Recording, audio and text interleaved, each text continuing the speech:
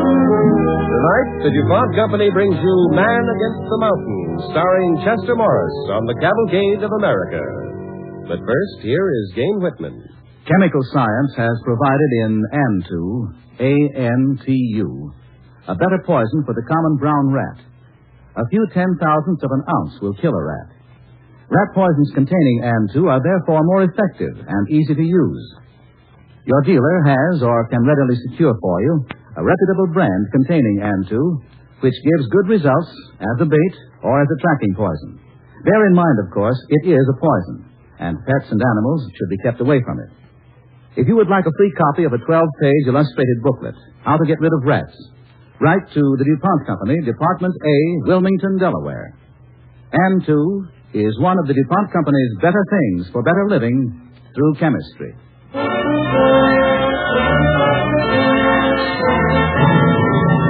And now, Chester Morris as Gustav Marsh in Man Against the Mountain on the DuPont Cavalcade of America.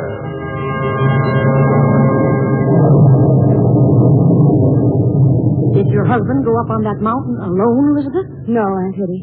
Gus with the ranger and the photographer with him. Well, he better be getting back.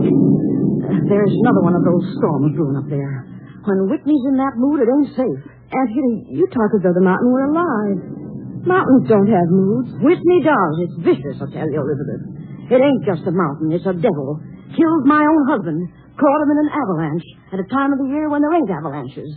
And my man wasn't the only one. I tell you, Elizabeth, if Gustav keeps going up that mountain sooner or later, it'll get him.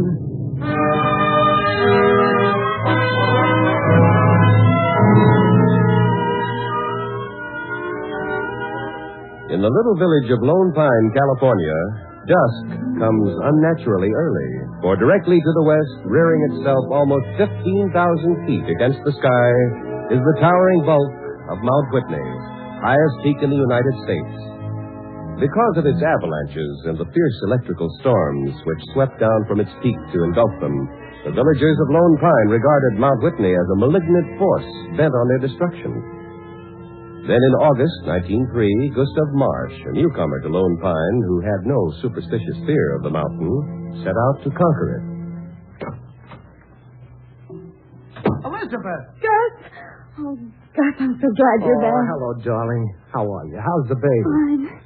Everything's fine now that you're back. Just got here in the nick of time, Gustav.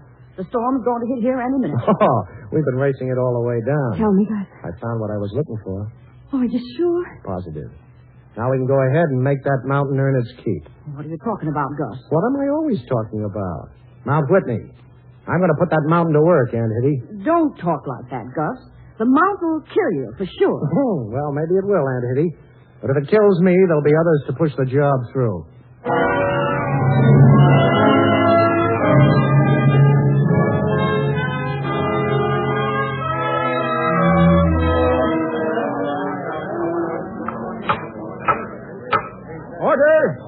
Order.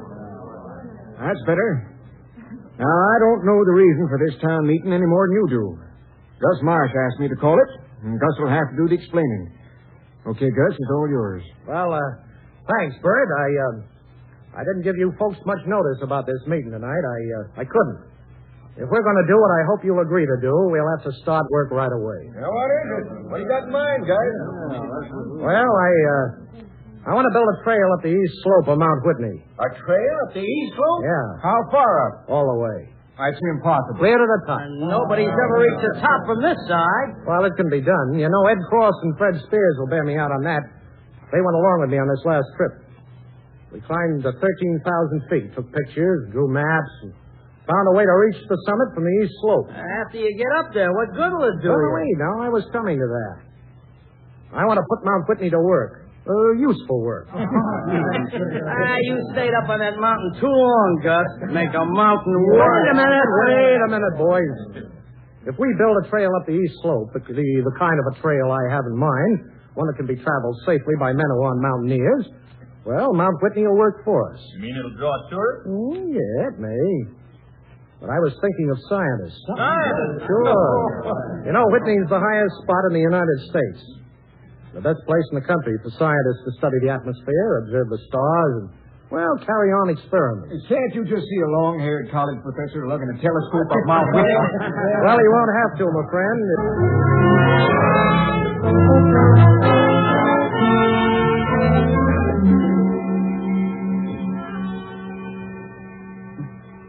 Well, there's Bert with the pack train, Elizabeth. I have to be getting back up the mountain. Are the men still as enthusiastic about building the trail, Gus?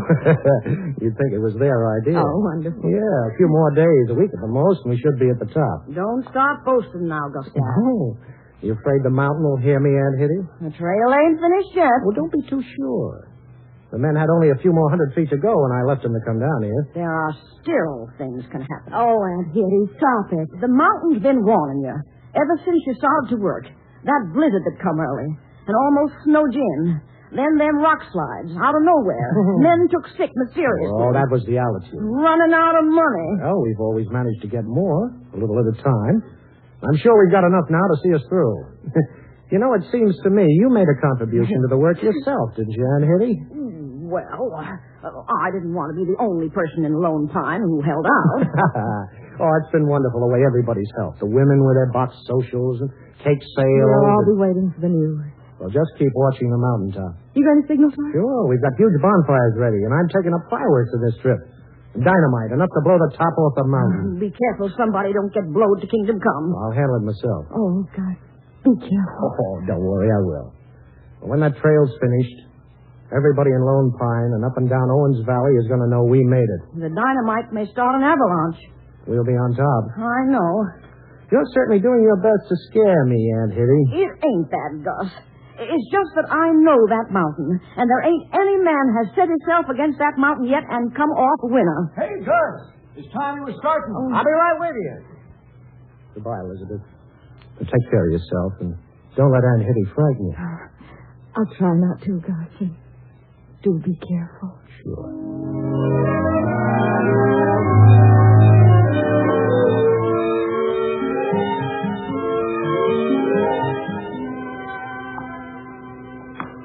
What's the matter, Gus? Huh? We're over the worst part of the trail. Why are you looking so worried? I can't hear the men working. Of course, they may have knocked off for rest. It ain't meal time. See, you suppose something's happened? I don't know. Hurry those mules along with you, Bert. Oh, there are the boys now. Tom, Oscar, what's up? Here you are, Gus. Darn near. You mean you reached the top? Only about a half hour's more work, Gus. We figured as long as this trail was your idea, you ought to be in at the finish. Well, I'm here now, boys. Let's go.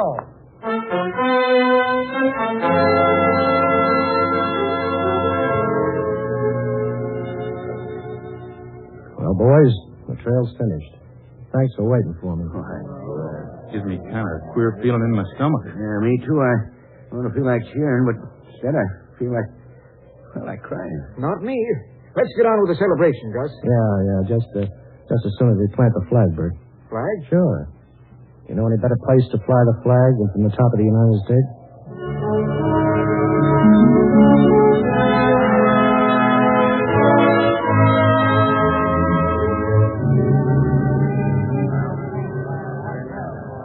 There's a storm brewing, Gus.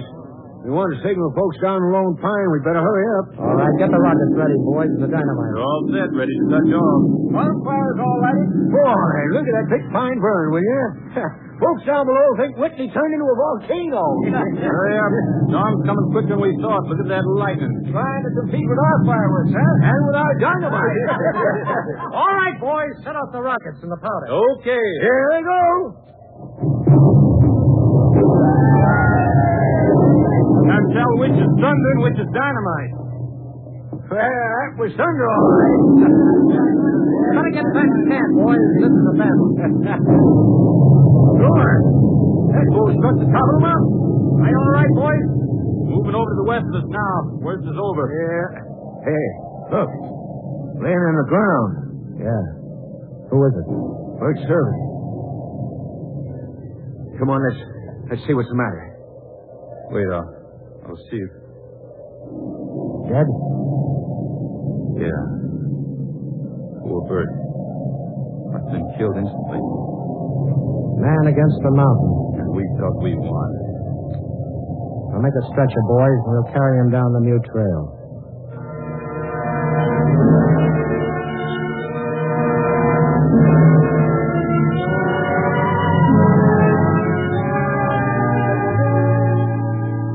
The death of Bert Survey increased the superstitious dread of Mount Whitney. And again, Gustav Marsh had to inspire the people with enough courage and faith to continue work on the trail, always urging them on towards the goal of building an observatory at the summit. It is now the autumn of 1907, and the great crest of Whitney is still bare, except for the mounds of stones that hold the names of men who have climbed the mountain for adventure only. From his house in Lone Pine, Marsh stares up at the summit more than 2 miles above him and talks to his wife. Oh, another summer gone, Elizabeth. And still no further progress. Justin, don't be discouraged. Oh, I'm not really. But sometimes I can't help wondering if... Somewhere in this country there must be men with the necessary vision and the brains and the money. I'm sure there are. If I just knew how to get in touch with them. Get in touch with who? Oh, hello, Aunt Hitty. Who are you trying to locate? Someone who will make our dream come true? The observatory on Mount Whitney. You ain't still thinking about getting a telescope up there. Yes, I am. Well, you might as well give up the idea, Gustav, because it can never be done. On some mountains, maybe, but not on Whitney. Yeah, how do you know? No one's ever tried it. Oh, yes, they have. Who did? When? Oh, long time ago, back around 1880, Yeah? when I was just a girl. Some men from Washington come out here with a big telescope. Got a bunch of soldiers to lug it up the mountain, the west slope, of course. They got part way, then they come to a 200-foot precipice. So they turned around and went back. Some men from Washington, you said? Yes, from the, what do you call it now? The Smith. The Smithsonian Institution? That's it. Oh, the Smithsonian Institution, of course. Oh, Aunt Hitty, I think you've given me the answer. I'll write him tonight.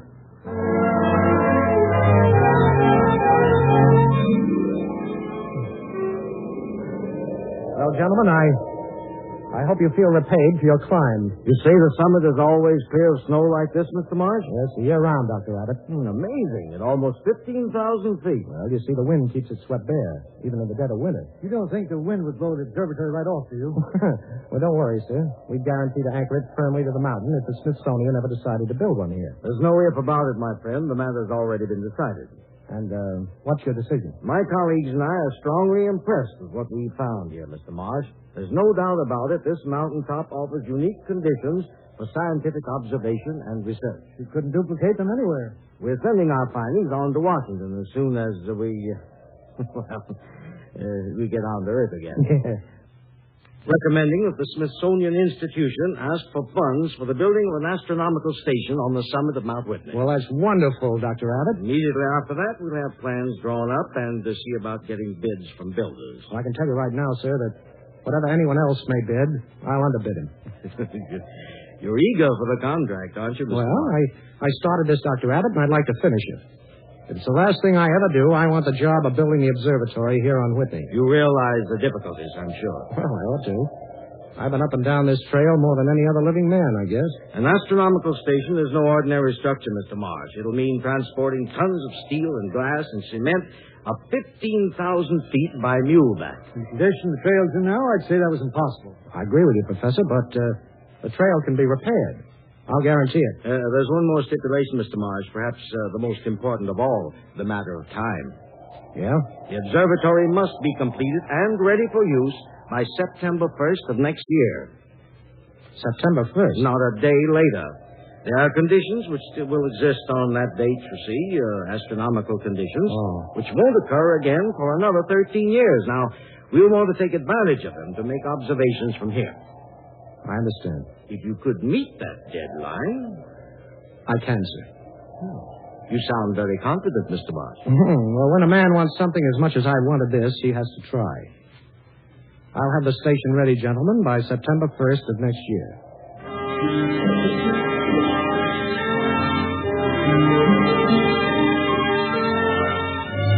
We're listening to Chester Morris as Gustav Marsh in Man Against the Mountain on the Cavalcade of America, sponsored by the DuPont Company, maker of better things for better living through chemistry.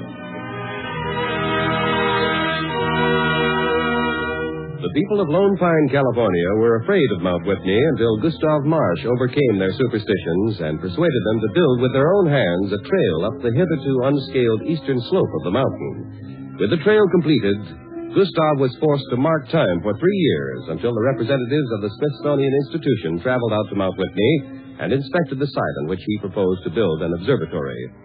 When they accepted his site and his bid for the building of the observatory, he was elated. But now that the first flush of excitement has passed, Gustav realizes the tremendous difficulties still to be faced and conquered.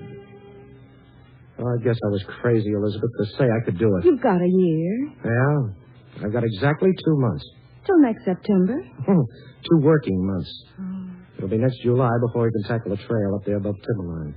And if you could see the shape it's in. Very bad. Oh, it'll have to be entirely rebuilt in some places, widened the whole way. That's a season's work in itself. If you put enough men to work on it, hire a big crew. Well, I would if I had the money. Oh, won't the Smithsonian Institution? Well, the Smithsonian is financing the observatory. But the work on the trail is my responsibility. That was the agreement. Oh. 2 months. 60 days. The folks of Lone Pine turned out to help before. Perhaps they'll help again. But after what happened to Bird's survey? They're more superstitious than ever about the mountain. It's their mountain, though, Gus. Yeah. Don't forget that. The biggest, the most important thing in their lives. Call them together and tell them what you've undertaken, and I'm sure that they'll back you up.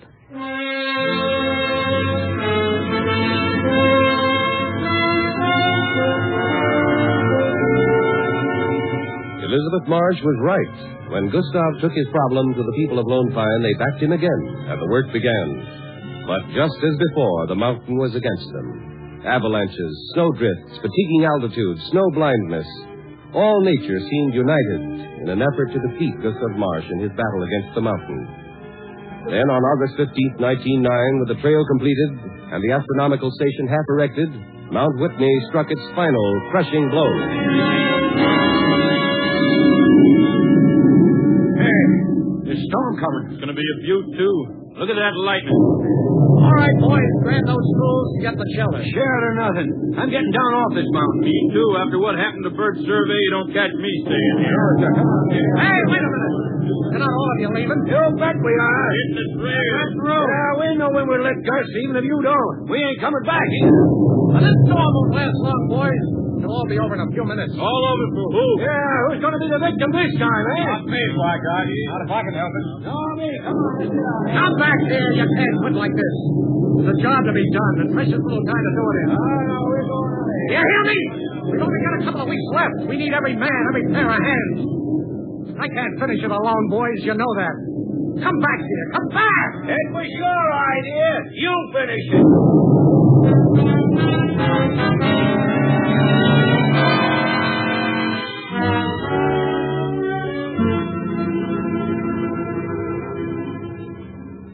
And you left him up there on the mountaintop all alone? Well, he didn't have to stay. Could have come down if he pleased to. You deserted him, the whole bunch of you.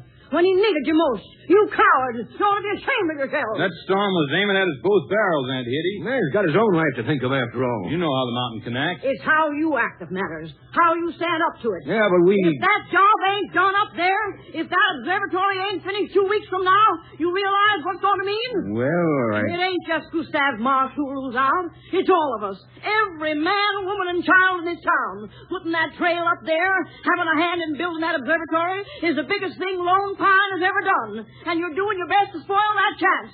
Throwing away all your work. And all our money. And hey, I thought you was the one who was afraid of the mountain. Not anymore, I ain't. I'm too mad to be afraid of anything. Except that you won't get that job done. So get up there, all of you. Go on back. And make up for lost time.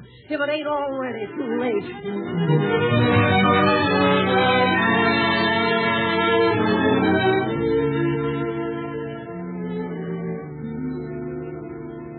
Fireproof and earthquake-proof. Those were the specifications. And it looks as though we'd fill them. Guess there's nothing you overlooked, Gus. Except the payroll. And you'll get that. Look, you don't owe us anything. Not a cent. What about these last 10 days you worked? We're giving you those to make up for the time we walked out on you. Gosh, I'll never forget how I felt coming back and finding you working up here, single-handed. Well, you came back. That's all that matters. Hey, he's Louie with the pack train. Hi, Louie. Hi. Say, who do you think I passed coming up the trail? Who? Them fellas from the Smithsonian, a whole party of them, telescope and all. Yeah, where are they? Oh, they're camping at Pine Lake, 5,000 feet below us overnight, but they'll be up here at the summit tomorrow. Let them come. We're ready for them. It's all done?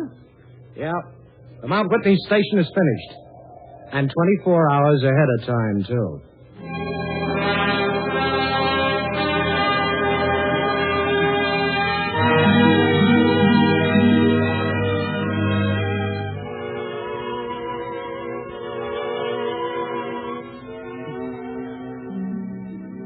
Seems to me I ain't seen your garden look so lovely in years as it does this summer, Gustav. This is the first summer he's had any time to devote to it. He's been so busy up to now on the mountain. Well, we get a great many visitors now, but I let the town boys take them up. Yes, it does seem that the old sleepy days are over. And a good thing, too. What?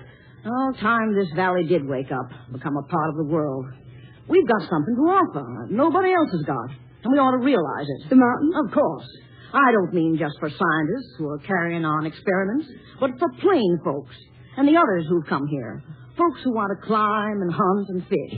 You know, you're right, Aunt Hetty. Oh, this is the place for them to take off from, to get themselves outfitted and find themselves guides. The boys of Lone Pine, Lord knows, they know the mountain like nobody else. I'll say so. I can see the time a-coming when it'll be the way a lot of them will make a living summers, guiding parties up the mountain. Can't you picture what it'd mean to the stores here? The grub they'll sell and the fishing tackle and the camp equipment? You know, you'll be organizing a Chamber of Commerce next, Aunt Hetty. She really will. There should be some kind of headquarters where folks can get information about pack trains and such. Aunt Hetty, I never thought I'd hear you talk like this. You who've always been so superstitious about the mountain. Well, Body's only superstitious about things he don't understand, Elizabeth. Things that are so big, he's afraid of them. Whitney's still the biggest mountain in the United States, Aunt Hetty. But it's working for us now instead of against us. I only wish I could get up to the top. Oh, but I'm afraid I'm too old. Oh, no. Oh, I wouldn't be surprised if someday there'd be a road built. At least part of the way up for all these automobiles that are coming along. Sure, and someday airplanes will be flying over its summit. And we can look up from this garden and say to ourselves, it was us who did it. The folks of Lone Pine.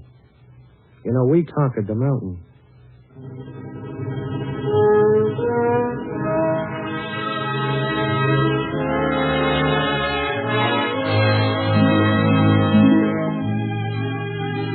We conquered the mountain. That phrase would be a good title for a study of material progress in America.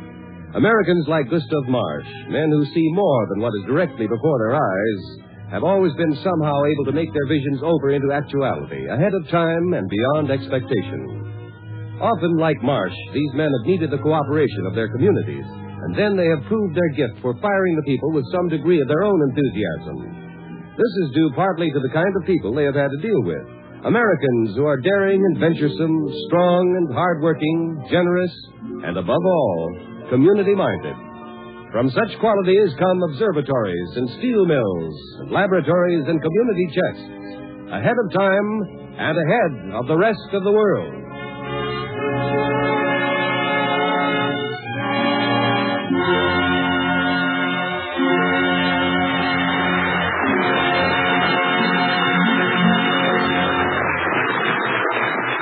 Now, here is Jane Whitman speaking for DuPont. At the DuPont Company, we began to make sponges of cellulose a few years ago because we believed chemistry could do a better job of sponge making than nature.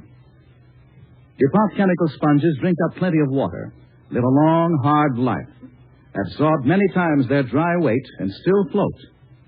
Come in convenient shapes, stay clean, and can be boiled, if you like, for days without doing them any harm. But look what happened. At first, people used DuPont sponges mainly to scrub floors or wash the family car. But then the news of how good these sponges were got around. Manufacturers began to find applications by the dozen. Now, DuPont sponges are used for and in so many things that we actually have a list several pages long. They include washing everything from babies to buses, applying silver polish, holding moisture in tobacco humidors, filtering liquids and gases. They're used as cosmetic sponges to apply makeup. There's a mop made of cellulose sponge that's more absorbent and longer lasting than most household mops. They're even using specially treated DuPont material in coal mines to lubricate bearings on coal cars that formerly were packed in oily waste. The result of all this is that although we're making more sponges today than ever before, we just can't make enough. We thank you for your appreciation of them, but until we can complete a new plant and get it into operation, we can't supply all the sponges people want.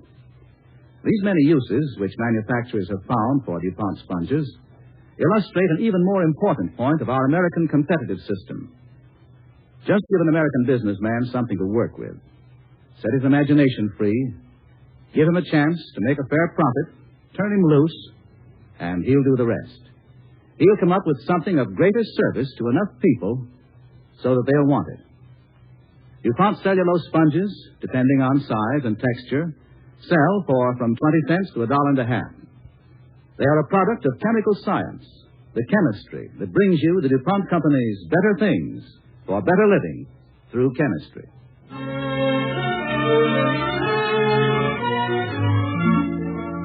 Next week, the DuPont Cavalcade brings you Ida Lupino in Abigail Opens the White House, the stirring and intimate story of Abigail Adams, wife of our second president. John Adams began his administration with the knowledge that the country had little faith in him and that his political enemies were demanding war with France. It was Abigail who persuaded her husband that peace with the French was worth at least one more diplomatic gesture, and it was on Abigail's ability as a hostess that the success of that gesture depended.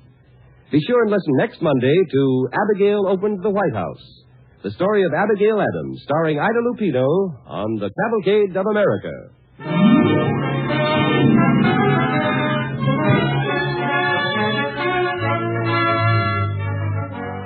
The music for tonight's DuPont Cavalcade was composed and conducted by Robert Armbruster. Our Cavalcade play was written by Ruth Woodman. Chester Morris is soon to be seen in the Columbia picture Blind Spot.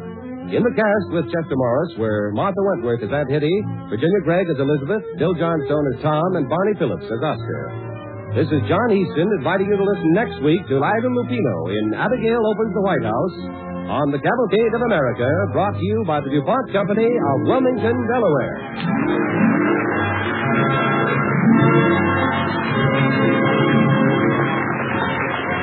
The Cavalcade of America came to you from Hollywood. This is NBC, the national broadcasting company.